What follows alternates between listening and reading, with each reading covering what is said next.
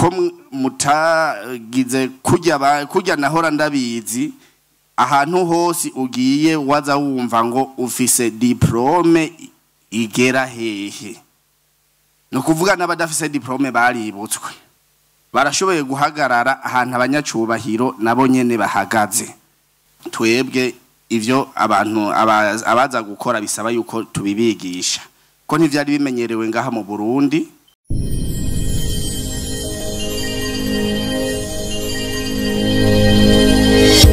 Mpagaze ngaha imbere mu bisanzwe ni ibintu nari narihebuye mu bisanzwe nari naramaze kwiyakira neza ibi bintu ko bitakibaho jewe nabuze umuvyeyi fisi imyaka 5 sinaninjiye ubwenge gose sinanabimenye mugabo nagiye kumenya yuko nabuze umuvyeyi papa aruko amata yari mu kabati aheze tagisubiriye kuboneka hanyuma niho niga amashure ya primaire ubwenge nari ndabuciye kabisa kuva mu wa mbere gushika mu wa gatandatu ariko bice bihagararira mu wa gatandatu. Igituma rero navuze ko nezerewe nuko nari nzi neza yuko guhagararana n'umukuru w'igihugu canke abandi banyacubahiro utegerezwa kuba warize. Ni ntaco cambabaje cyane mbonye ko bihagaze kubera kubura amafaranga yo kurihirwa ishure. Mama yarandahi yarambwira ati ntusubira ku ishuri naho ubu wa mbere no kuvuga n'ivyavuye muri concours nimba narayitoye cyane ntayitoye ntavyo namenye barambujije no kuja kuraba kumbure ngo ntibasange narayitoye ngo nirigwe ndababarira ubusa. Narabandanije ubuzima natanguye gukora akazi ngahi Bujumbura nje gusaba akazi kujya abandi baza gusaba akazi fise imyaka 15 mu Buyenzi bampa akazi ko gukora imikate ntavyo narinzi barabinyigishije ariko nakora ndi umwana mutoyi. Rero naguma mvuga nti no pambana nkaronka amafaranga nanje nkazokwibeshaho ko vyananiranye ko niga. Naciye mbona neza yuko umengo birugaye sinzi umwarabu twahuye kubera bona ingene nkoresha inguvu n'ubwenge yambonamwo ahavarantora ambwira ati ingo ndakujane umuryango wanje uri Dar es Salaam hanyuma uzobaho uzohembwa amahera asumba ayo wahora uronka ngaha mu Burundi ubuzima burabonetse. Twaciye tugenda ni Dar es Salaam. Tushisi Dar es Salaam naho nyene barangomwa bambwira yuko bakeneye kunjana mu bihugu vy'abarabu ico gihugu ntibakimbwiye baranyinginze cyane barambwira yuko amafaranga nipfuza bazoyampemba ariko narase navuze nti igihugu canje kirankeneye naho ntabandanije amashuri. Nagerageje gusaba akazi i Dar es Salaam ijambo umugenzi twahuriyeyo yambwiye yitwa Haridi yambwiye ati una ujuzi gani. Ndavuga ni kumbe ba bantu batujana hanze batujana kubera ikintu batubonamwo atabushobozi dufise cyangwa ubumenyi dufise ntibo tujana. Una ujuzi gani ili tugutafutie kazi ili tukupe kazi. Ndasubiye mu Burundi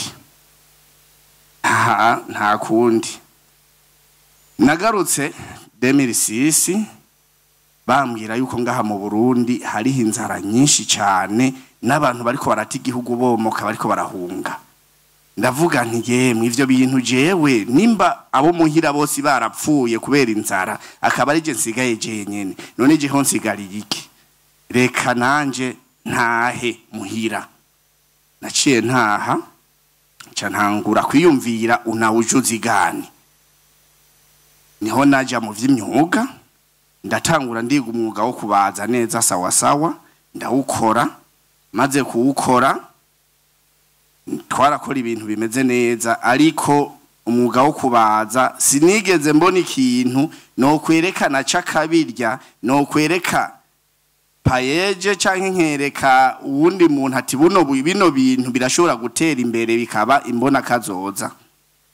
niho nungururiza mu mwuga wo gushona, hanyuma ariwo nabonyemwo neza yuko ari mbona kazoza. Twebwe dusanzwe dukora amacouvre bebe yo gufuka abana, ni nayo badufinansijemwo. Ico gihe rero niho twahura na payeje, kubera twakunda gusoma, nagiye mbona batanze ihamagagwa yuko abantu bogenda guhiganishwa imigambi yabo muri konkuru. Kandi rero burya Imana impano ntahiyishira naho utabandanya amashuri. Kujya anabo wa mbere mu ishuri n'umugambi wacu wabaye wa mbere muri komine. Hanyuma turabona neza yuko tugiye kubandanya, aca batubwira yuko tuzoja guhiganirwa ku rwego rw'intara, naho twabaye aba gatanu ku rwego rw'intara, hanyuma baradufinansa. Nukuri kugeza ubu ndabashimira cyane ko mutagize kujya nahora ndabizi ahantu hose ugiye waza wumva ngo ufise diplome igera hehe. No kuvuga n'abadafise diplome baributswe, barashoboye guhagarara ahantu abanyacubahiro nabo nyene bahagaze. Kandi nkahamagarira yuko umuntu wese afise impano n'ukuri yo ishira habona kugira ngo duteze imbere igihugu cacu. Jewe nari nagiye sinzi yomba ngeze, ariko naragarutse, kandi ndi umwe mu bateje imbere igihugu, ndi umwe mu bakora ibintu mu Burundi bikenerwa cyane, kandi nkabibona neza yuko bikenewe. Hanyuma ico dusaba, turasaba yuko twokongererezwa umutahe, kuko twebwe twafinansijwe imiliyoni 8 muri konkuru, niko vyari bimeze. Turamaze gusubiza imiliyoni 5 n'amajana 650. Ukuvuga twara rose umugisha cyane kuri payeje. Twari yubakiye inzu yo kubamwo mu gisagara ca Gitega, niho dusanzwe dukorera. No kuvuga n'ubu ntidupanze, ubu twarashoboye gutanga akazi, ariko intambamye ntizabuze, kubera twebwe ivyo abantu abaza gukora bisaba yuko tubibigisha, ko ntivyari bimenyerewe ngaha mu Burundi yuko ayo macouvre bebe akorerwa ngaha mu Burundi, bayarangura hanze bajya badandaza. Turafise amasoko cyane y'abadandaza baza kuturangura cyane hajya mu isoko rya Gitega, barazidandaza cyane, ariko kubera umutahe ari muto duproduiza ibintu bike atari vyinshi cyane. Ariko uravye aho twahereye gushika aho tugeze ubu biragwiriye cyane, kuko twarashoboye gutanga akazi ku bakozi 5, abandi twashoboye kwigisha baragiye kubera nabo nyene bagiye kubandanya ubuzima bwabo.